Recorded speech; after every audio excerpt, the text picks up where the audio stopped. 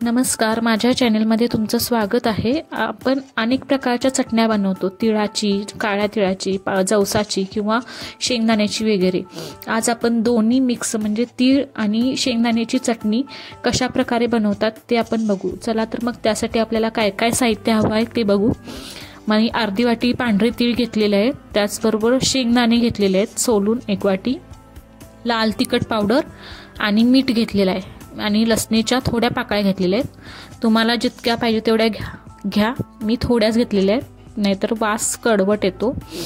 हे आपण जे पांढरे तीळ आणि शेंगदाणे आहेत ते आपण मिक्सरमधून वाटून घेऊ। जास्त मोठं जाडसर म्हणजे वाटून घ्यायला पाहिजे, बारीक घेतलं तर त्याचं चटणी चांगली लागत नाही, कुरकुरापणा त्याला येत नाही, त्यामुळे जरा जाडसर वाटून घेऊ। लसणीच्या पण पाकळ्या घालू, त्याच्यातच कच्च्याच घालू, नंतर आपण तेलात ते भाजून घ्यायचं आहे। हे बघा आपण वाटून घेतलेलं आहे मिश्रण, हे थोडं जाडसर घेतलेलं आहे। माझे शेंगदाणे बारीक असल्यामुळे थोडं त्याचं जाडसरपणा जरासा कमी झाला आहे। तुम्ही मोठे शेंगदाणे वापरा, मोठे शेंगदाण्यामुळे काय होतं की त्याला जरा मिक्सरमध्ये वाटताना मोठं जाडसर असं राहतं ते।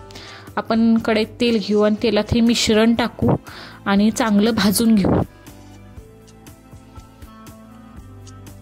याला आपण मंद गॅसवर ठेवून भाजूया।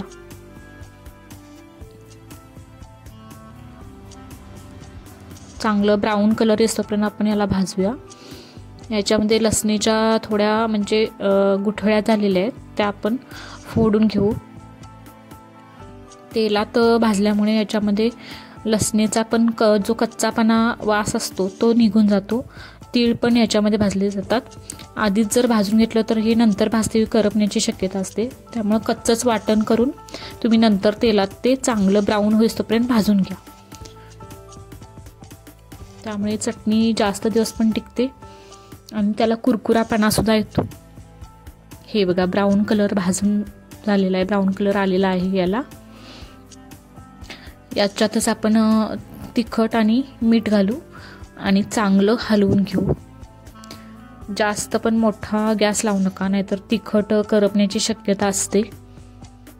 हे बघा चांगलं आपण मिक्स करून घेऊ आणि आपली आता चटणी तयार आहे। हे बघा चटणीला किती छान कलर आलेला आहे बघा। अशा पद्धतीने तुम्ही तिळाची आणि शेंगदाण्याची करू शकता। ही चटणी आपण भाकरीबरोबर किंवा चपातीबरोबर खाऊ शकतो। ही चटणी जास्तीत जास्त 15 दिवस टिकते। तुम्ही पण करून बघा। व्हिडिओ आवडला तर लाईक करा आणि